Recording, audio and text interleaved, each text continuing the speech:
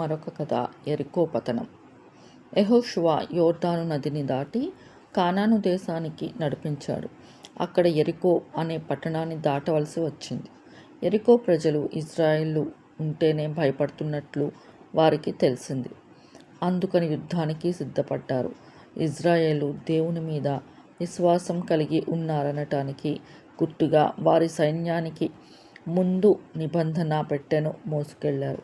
ఆ పెట్టెను చెక్కితో చేసి దానికి బంగారు పూత పూశారు. దాన్ని మోయటానికి అటు ఇటు 2 కర్రలు ఉన్నాయి. ఆ పెట్టెలో 10 ఆజ్ఞలు రాసి ఉన్న 2 రాతి పలకలు ఉన్నాయి. ఈ నిబంధన పెట్టె దేవుని వాగ్దానాన్ని ఇజ్రాయేలు ప్రజలకు గుర్తు చేస్తుంది. అది దేవుడు తోడుగా ఉన్నట్లు చూపిస్తుంది. యెరికో పట్టణ కోట గోడ దాటి ఇజ్రాయేలు ప్రజలకు లోపలికి రావటానికి వీల్లేకుండా ఆ కోట గుమ్మాలు మూసేసి సైనికుల్ని కాపలా పెట్టారు. ఏ ఒక్కరూ పట్టణం లోపలికి బయటకి వెళ్ళటానికి వీల్లేదు.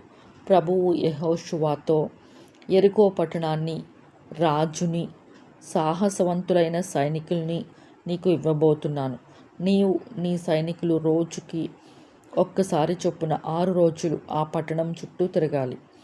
మీరు అలా తిరిగేటప్పుడు 7 బోధకులు నిబంధన పెట్టె ముందు నడవాలి. 7వ రోజు బోధకులు బూరలు ఊదుతూ ఉంటే ఆ సైనికులు 7 సార్లు పట్టణం చుట్టూ తిరగాలి. చివరిగా 7వసారి తిరిగేటప్పుడు బోధకులు ఆపకుండా అలాగే బూరలు ఊదుతూ ఉండాలి. అది వినగానే అందరూ పెద్ద కేక వెయ్యాలి. దాంతో ఆ పట్టణ కోట గోడలు కూలిపోతాయి.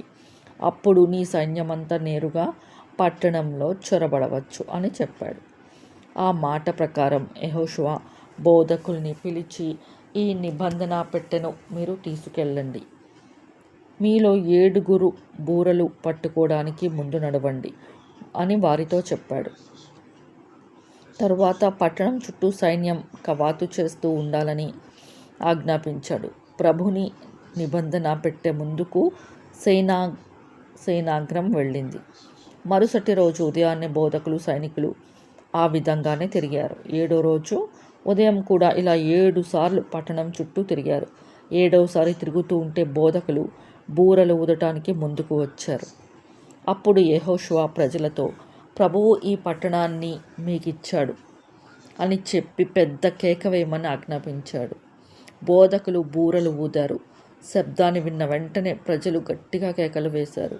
అంతే, యెరికో పట్టణం కోట గోడలు నేలకూలాయి.